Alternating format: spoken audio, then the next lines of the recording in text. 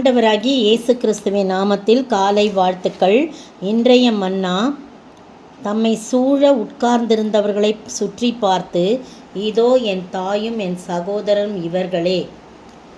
Mark 3:34. யார்கிட்ட சொல்கிறாரு, யார் சொல்கிறான் போது இயேசு தன்னுடைய சீஷர்களை பார்த்து சொல்கிறார். எப்படி அப்படின்னா பாருங்கள், 32ஆம் வசனம். அவரை சுற்றிலும் உட்கார்ந்த ஜனங்கள் அவரை நோக்கி, இதோ உம்முடைய தாயாரும் உம்முடைய சகோதரும் வெளியே நின்று உம்மை தேடுகிறார்கள் என்றார்கள். பாருங்கள், அவருடைய தாயாரும் சகோதரும் வெளியே நின்று அவரை அழைக்கும்படி அவரிடத்துல ஆள் அனுப்புகிறாங்க.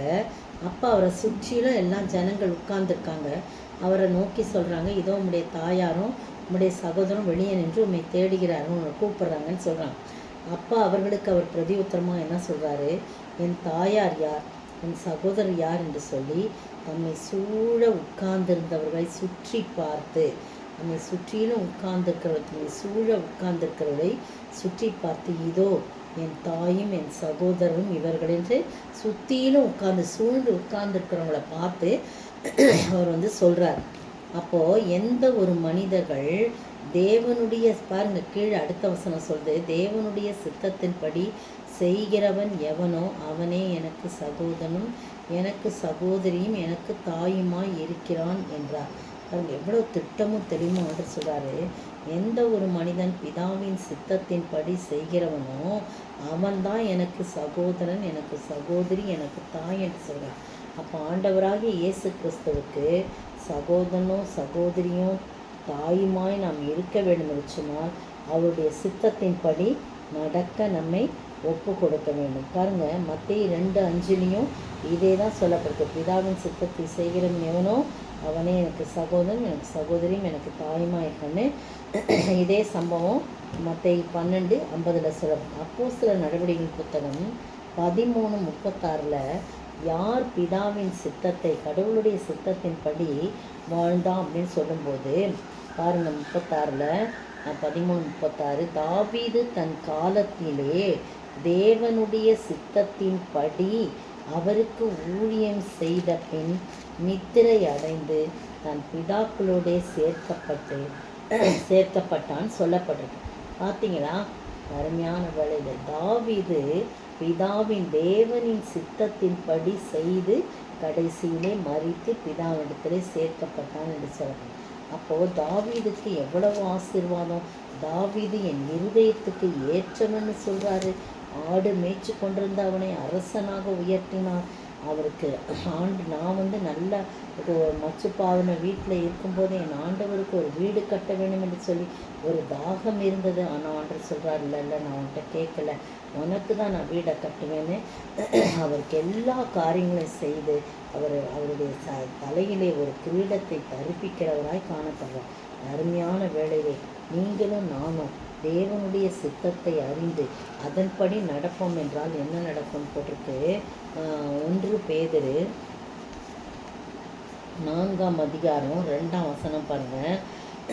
ஏனென்றால் மாம்சத்தில் பாடுபடுகிறவன் இனி மாம்சத்தில் இருக்கும் காலம் வரைக்கும் மனுஷருடைய இச்சைகளின்படி பிழைக்காமல் தேவனுடைய சித்தத்தின்படி பிழைக்கத்தக்கதாக பாவங்களை விட்டு ஓய்ந்திருப்பான். அப்போது தேவனுடைய சித்தத்தின்படி எந்த ஒரு மனிதன் பிழைக்கத்தக்கதாக தன்னை அர்ப்பணிக்கிறானோ அவன் என்ன பண்ணுவான், பாவங்களை விட்டு ஓய்ந்திருப்பான், பாவமான காரியத்தை விலகி இருப்பான்னு சொல்லப்படுது. அதே மாதிரி 1 யோவான் 2:17 பாருங்கள். 1 யோவான் 2:17 உலகமும் அதை நிச்சயம் ஒழிந்து போம், தேவனுடைய சித்தத்தின்படி செய்கிறவனோ என்றென்றைக்கும் நிலைத்திருப்பான்.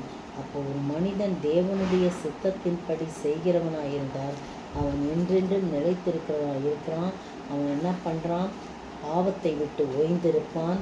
அதே மாதிரி அவருக்கு அவருடைய சித்தத்தின்படி செய்யும்போது அவருக்கு நாம் பிள்ளைகளாகவும் சகோதரராகவும் சகோதரியாகவும் தாயுமாகவும் நம்ம இருக்க ஆண்டவர் கிருபை செய்வார். எனவே அவருடைய சித்தத்தின்படி நடக்க நம்மை அர்ப்பணிப்போமா, ஜெபிப்போம். தேவ சித்தம் நிறைவேற எனையும் ஒப்படைக்கிறேன், தேவ சத்தம் என் உள்ளம் பலமாக தோனிக்குதே, தேவ சித்தம் நிறைவேற எனையும் ஒப்படைக்கிறேன். தேவ சத்தம் என்னுள்ளம் பலமாக தோனிக்குதே. கஷ்டமெல்லாம் தொலையும் முன்னாள், கண்ணீரும் கவலையும் நீங்கும் மன்னாள். இரட்டிப்பான பங்கை பெற இரட்சகர் அழைத்திடுவார். தேவ சித்தம் நிறைவேற எனையும் ஒப்படைக்கிறேன். தேவ சத்தம் என்னுள்ளம் பலமாக தோனிக்குதே. தேவ சித்தத்தை அறிந்து நடக்கும்போது ஆண்டவரே சோதனையை சகிப்போம் ஆண்டவரே. சாந்தம் பொறுமையுமாய் இருப்போம் ஆண்டவரே. அதன் மூலமாக ஜீவ கிரீடம் நாம் பெற்றிடுவோம் ஆண்டவரே. அப்படியாய் தாவீது பெற்றுக்கொண்டார் ஆண்டவரே. நீர் அவரை குறித்து சாட்சி சொல்லுகிறேன் ஆண்டவரே. இருதயத்துக்கு ஏற்றவன் என்று சாட்சி சொல்கிறேன்.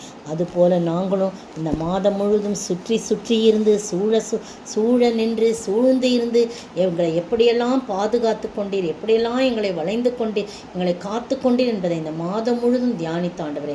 இன்றைக்கு உம்முடைய சித்தத்தின்படி நாங்கள் செய்து உமக்கு சூழ நாங்கள் இருக்க நீதாமே உதவி செய்ய வேண்டும் என்று கர்த்தரும் மீட்பரும் ராஜாமா இயேசு கிறிஸ்துவின் விலையேறப்பட்ட நாமத்தில் ஜெபிக்கிறேன் பிதாவே, ஆமென்.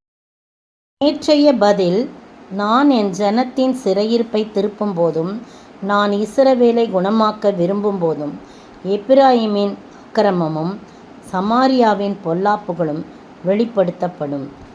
ஓசியா 7:1.